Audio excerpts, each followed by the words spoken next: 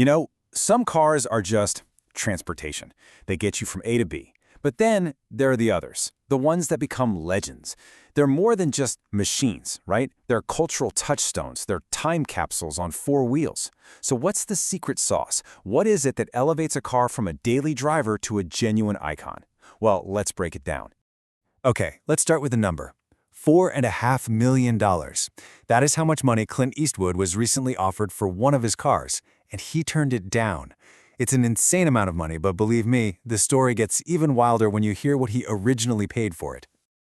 Get this, $7.5 grand.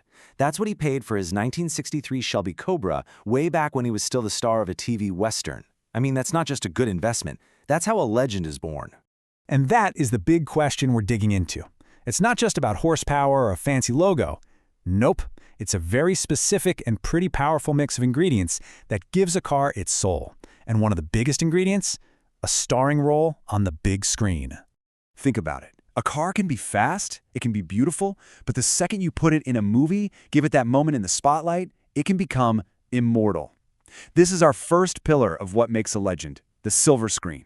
Seriously, sometimes the car is just as memorable as the actor driving it. It becomes a character all on its own. You know, the silent partner in crime, the trusty steed in that epic high-speed chase.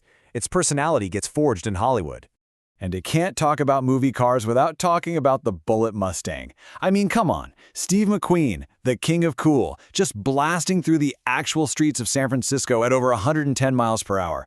This wasn't special effects, this was the real deal, raw and dangerous. But the story gets even better. The car just vanished. For 40 years, it became this ghost story in the car world, until it was found in a Kentucky barn. And yeah, those are the original dents from the movie. They were kept on purpose, preserving its incredible history. And that kind of raw reality, that was the signature of 70s car movies. For the French Connection, they didn't even get permits. They just unleashed a car into live Brooklyn traffic at 90 miles an hour. Vanishing Point was basically a 2-hour love letter to a Dodge Challenger at full tilt. And the original Gone in 60 Seconds, they actually wrecked 93 cars for real. That raw, unfiltered danger, it's burned into cinematic history. But a car's legend isn't only written by Hollywood scriptwriters. It's also forged in the design studio and on the assembly line. And that happens through moments of pure genius and, sometimes, through equally memorable mistakes. Turns out, both can create a legend. And this shows you just how thin that line is between classic and catastrophe. On one side, you've got Chrysler putting a literal jet engine in a family sedan, an idea so wild it's still hard to believe.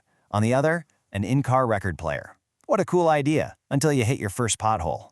Both are iconic, right? A crazy success, like a pickup truck that was faster than a Ferrari, is just as legendary as a famous failure like the Edsel, because they both tell a very human story about reaching for something totally new. Or just look at the tail fin. It was inspired by a fighter plane and became the look of the super optimistic jet-age 1950s.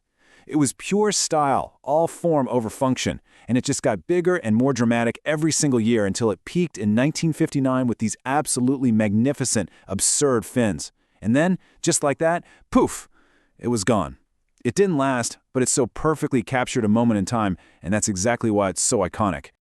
Okay, so screen time and wild engineering. They're definitely part of the equation. But maybe the most important ingredient of all is a car's unique history, the story it carries with it. There's a fancy word for it, provenance. Basically, it's the car's life story. Who owned it? What races did it win? What secrets is it hiding under that hood?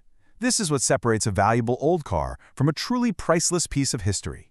And you know what? The best stories actually leave physical evidence behind. The fact that Steve McQueen wanted to buy Clint Eastwood's Ferrari isn't just a cool anecdote, it's a chapter in that car's actual life. Or imagine finding Carroll Shelby's own cigarette burns on the seat of a Cobra, or Enzo Ferrari's handwritten notes in chalk on an engine block. These aren't just little details, they are the car's soul, right there for you to see.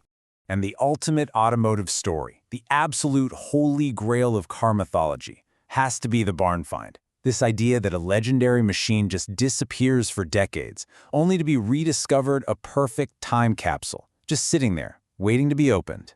Which brings us to this amazing machine, a 1951 Hudson Hornet. Clint Eastwood found it in a barn, where it had been parked since 1962. But this car wasn't just some forgotten classic.